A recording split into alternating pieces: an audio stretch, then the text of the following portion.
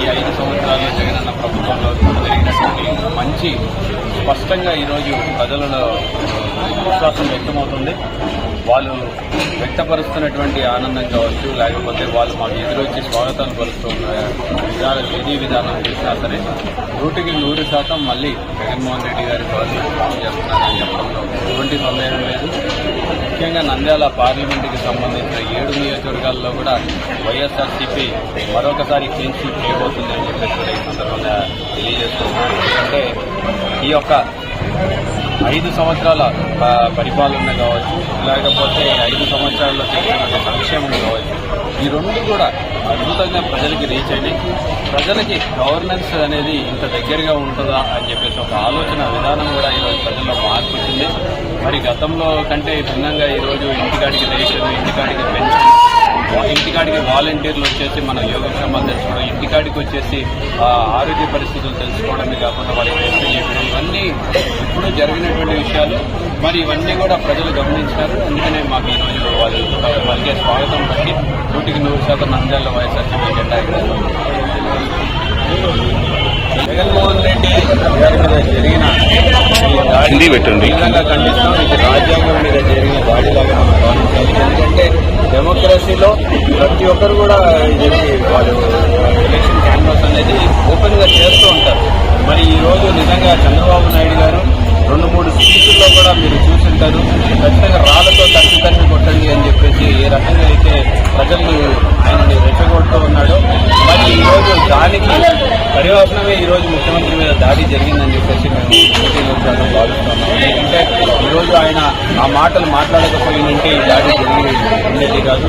మరి సాధారణ ముఖ్యమంత్రి గారు విజయవాడలో వెళ్తూ ఉంటే ఓర్చుకోలేక, విజయవాడలో వచ్చినటువంటి జనస్పందన చూసి ఓర్చుకోలేక, జీర్ణించుకోలేక ఈరోజు తెలుగుదేశం నాయకులు దాడికి పాల్పడటం అనేది నిజంగా తీవ్రంగా ఖండించాల్సిన విషయము. ప్రజాస్వామ్యంలో ఇది మంచి పద్ధతి కాదు. ఎవరున్నా సరే ఖచ్చితంగా వాళ్ళందరినీ శిక్షించాలని చెప్పేసి ఎలక్షన్ కమిషన్ వారికి కూడా ఫిర్యాదు చేయడం జరిగింది. మరి ఎలక్షన్ కమిషన్ వాళ్ళు కూడా సీరియస్ గా తీసుకోవాల్సిన అంశం. మరి ఒకవైపు ముఖ్యమంత్రి గారి మీద కరెక్ట్గా దాడి చేయడమే కాకుండా మరోసారి దాన్ని మరీ వెటకారంగా ఎగతాళిగా మాట్లాడుతూ ఉండడం ఇంకా బాధాకరమైన విషయం. నిన్న కూడా ఏదో ఆయన మీద ఎవరో రాయి ఇస్తున్నారంట, అదేదో పక్కన నుంచి వెళ్ళిందంట, అందుకని ఆ పక్కన నుంచి వెళ్ళిన రాయి నేను పట్టుకుని మరి చూపిస్తున్నాను. అంటే గ్రామాలకి అసలు ఎక్కడ ముఖ్యమంత్రి గారికి కళ్ళు పైన జరిగింది, కొంచెం కానీ పక్క తగ్గిందంటే ఇంత ప్రమాదం జరిగేది అనేది ఒకసారి మనందరం కూడా ఊహించుకోవచ్చు. అటువంటిది కూడా మ్యానుఫ్యాక్చర్డ్, ఇది కూడా డాక్టర్డ్ అని చెప్పేసి వాళ్ళు మాట్లాడుతున్నారు. నిజంగా సిగ్గుచేటు.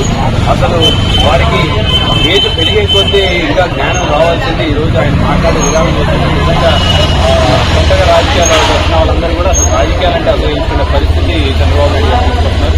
దీనికి ఖండిస్తున్నాము. ఖచ్చితంగా దీనికి భారీ మూల్యం తెలుగుదేశం పార్టీ వారి కూటమి చెవి చూడబోతుంది. ఆ భారీ మూల్యం ప్రజలు ఓట్ల ద్వారా వీళ్ళకి బుద్ధి చెప్పబోతున్నారని చెప్పి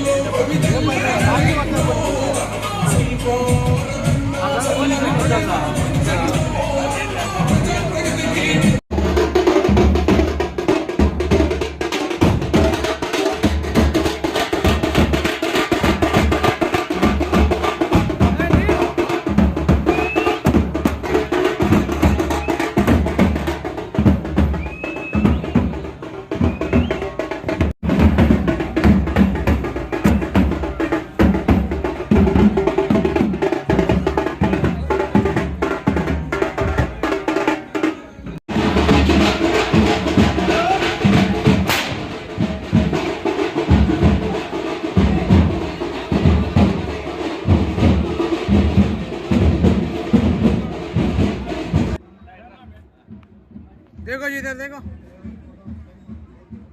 ओके सर। जय जगन।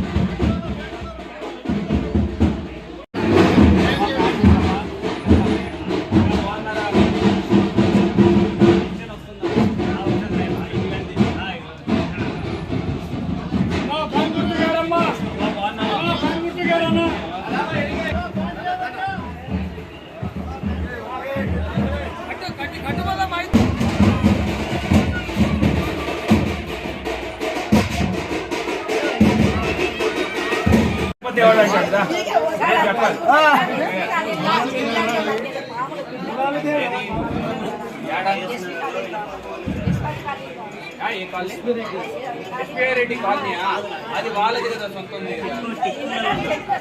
అపార్ట్మెంట్ కాదు